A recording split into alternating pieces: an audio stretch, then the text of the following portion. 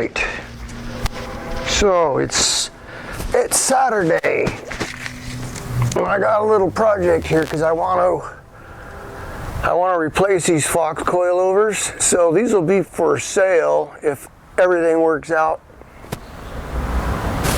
Probably be asking about $1,200 for them. Okay, keep that in mind. But what I'm looking to replace them with, I've been shopping around, so I've been in contact with John Baker over at 4WD1 Australia about getting some tough dog struts. And then I also was looking at some Konis, and they have some Konis down there that they don't offer here in the States. So I sent some couple of emails out and actually got a response from Koni. So I first contacted Dean Marchetti out in Australia over at Top Performance, and we looked into the crossovers because they've got part numbers for the Isuzu D-Max and the Holden Colorado. Holden is a GM Holden thing, so they got a Colorado in Australia. So I got the part number for those. Dang it. Yeah, and because they both share the same struts, the Isuzu D-Max and the Holden Colorado. Same part number. So I go, okay, let's see if I can get those parts here in the States, right? So they had, let's see, Mason O'Hare over at Koni USA and Lee Grimes contacted me about getting me a set, okay? Except they might have to special order them from Holland where they're made, right? So I didn't know that, but so they gave me some options.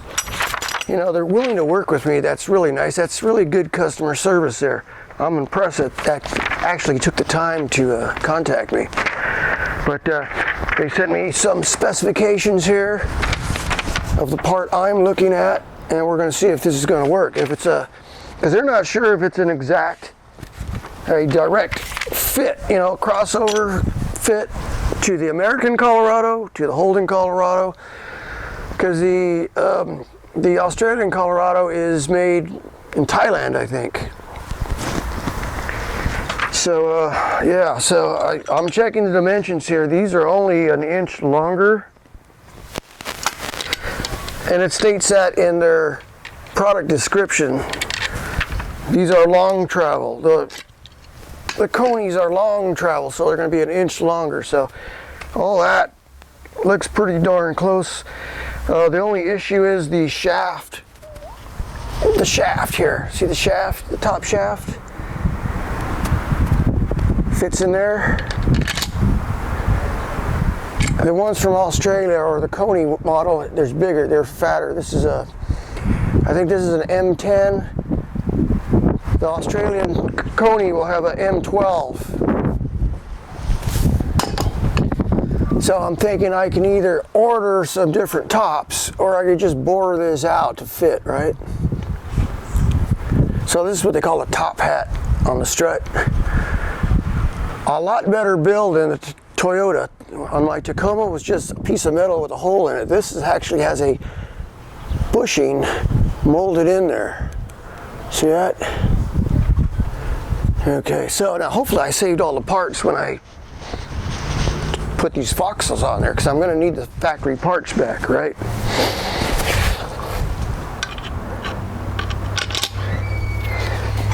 So for these to work with the lift kit, I had to use the strut extenders, which go in there like that, right? These extend the strut 5.5 inches. That's with the factory shocks, right? The travel is the same. You just need a longer body. If you look at the rough country shocks they offer for this lift, it just has a longer shaft on the bottom. Okay. So I might be able to use these, I don't know. I don't know what the body diameter is, but if I don't use these, I can use strut spacers on the top. I'll order some probably from BDS or something. Or I may modify this. I got a carpenter friend of mine who's got He's got some better metalworking tools than I have. He was telling me I can come over and use his tools sometimes. You know, I just got a welder. He's got some plasma cutters and stuff like that. So, but that's what's going on with that. So if y'all want to see how this turns out, yeah.